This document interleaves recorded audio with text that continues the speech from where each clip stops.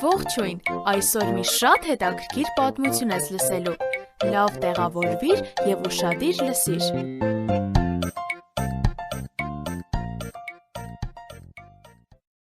Միսիոները սուրդանակը ձեռքին ջունգլիում ճանապարհ բացելով առաջ էր շարժվում։ Երկնքից կիզիչ արևը վառում էր, նա վերջապես հասավ հնդկական մի գյուղ, ցեղապետը նրան ջերմորեն ընդունեց, դեռևս ոչ մի սպիտակամորթ մարդ չէր գնացել այդ ցեղ Հիսուսի մասին պատմելու։ Թմբուկների ձայնը բոլոր հնդիկներին հավաքեց մի տեղում, միսիոները ուրախությամբ սկսեց. Աստված է ինձ ուղարկել ձեզ մոտ, որ պատմեմ, թե ինչպես կարող եք գնալ երկինք։ Ցեղապետը ուրախացավ այս լավ լուրից, նա վեր կացավ, որ ինչ-որ բան վերցնի։ Ցեղապետը իր կացինը տալիս է Աստծուն։ Ապա նա շարունակեց լսել. Աստված սիրում է ձեզ և ուզում է, որ իր մոտ գնաք,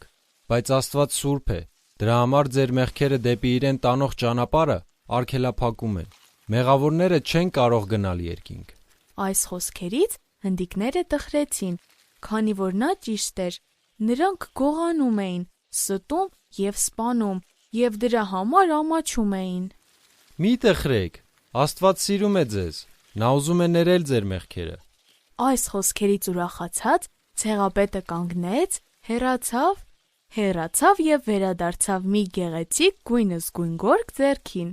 Ցեղապետն ուրախ է, որ Աստված սիրում է իրեն, և նա Աստծուն գորգ է տալիս։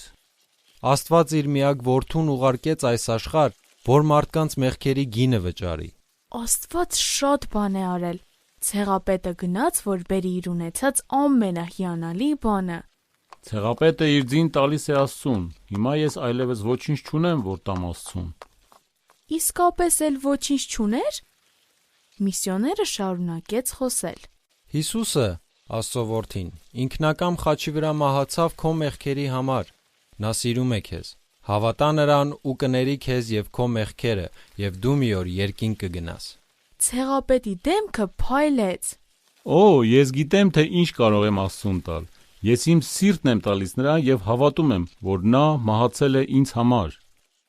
Շատերն արեցին այս քայլը և ուրախությամբ վերադարձան իրենց վրանները։ Դու նույնպես ուզում ես ունենալ այս ուրախությունը, ուրեմն հետևիր ցեղապետի օրինակին և հավատա Տեր Հիսուսին։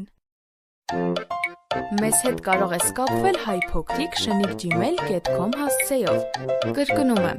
HAYPOQRIC@gmail.com